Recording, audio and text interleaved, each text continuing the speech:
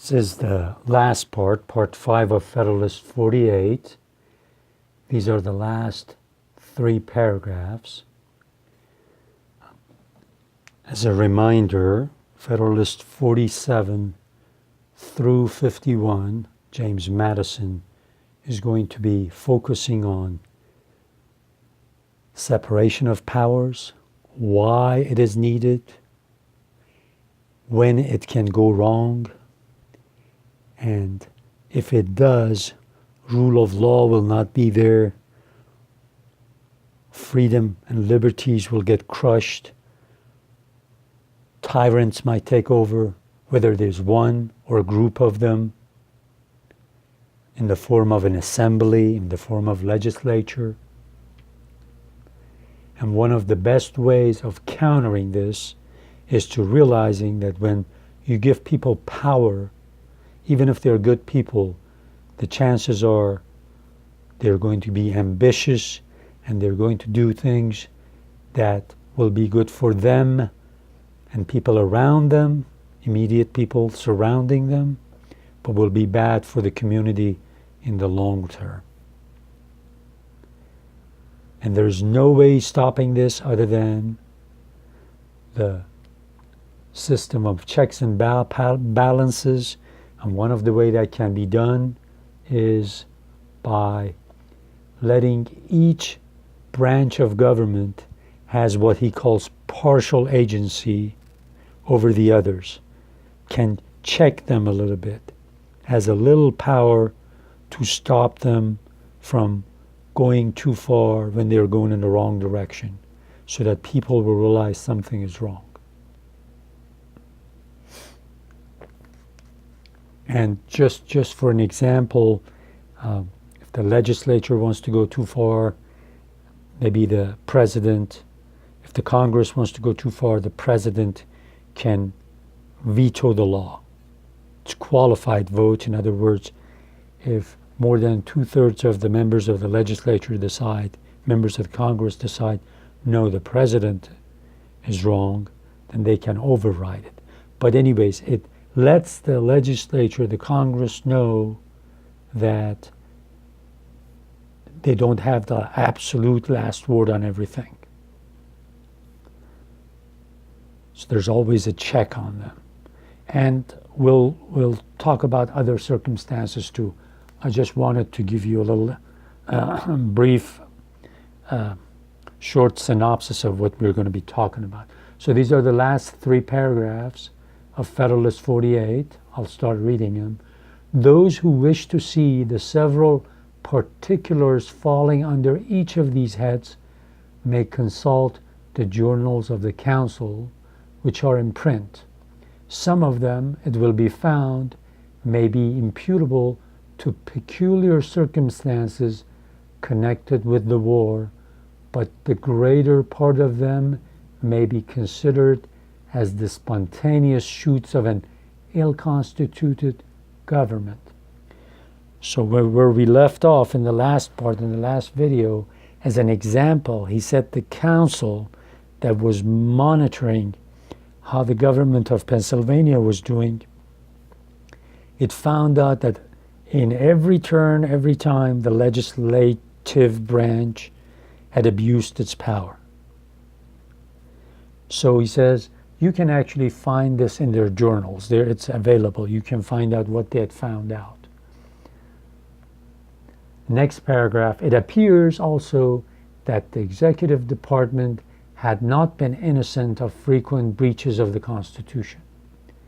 There are 3 observations, however, which ought to be made on this head. First, a great proportion of the instances were either immediately produced by the necessities of the war or recommended by Congress or the commander-in-chief. Second, in most of the other instances, they conformed either to the declared or the known sentiments of the legislative department.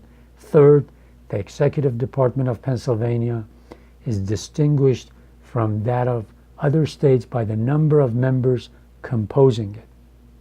In this respect, it has as much affinity to a legislative assembly as to an executive council, and being at once exempt from the restraint of an individual responsibility for the acts of the body, and deriving confidence from mutual example and joint influence, unauthorized measures would, of course, be more freely hazarded than where the executive department is administered by a single hand or by a few hands.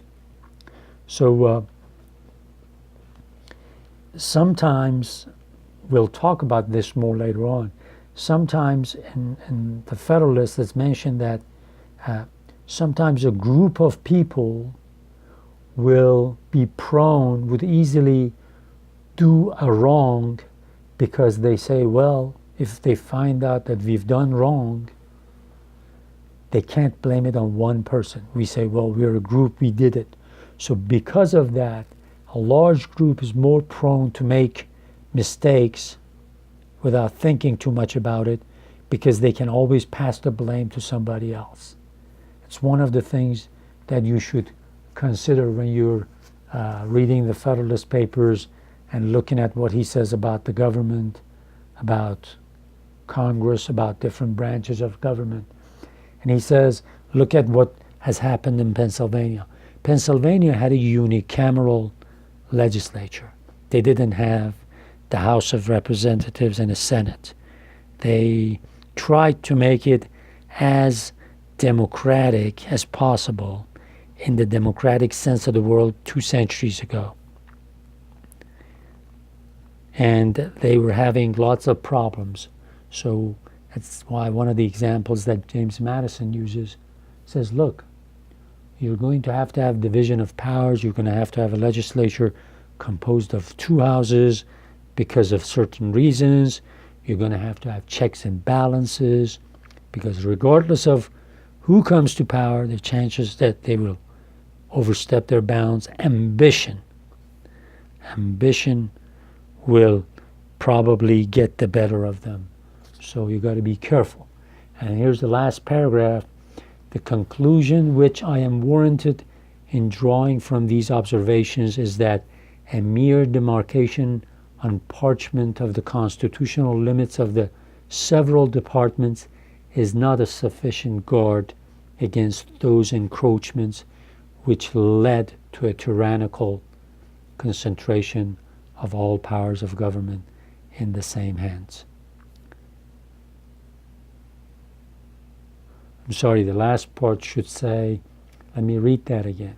When he talks about parchment barriers, he's talking about what the constitutions are written on.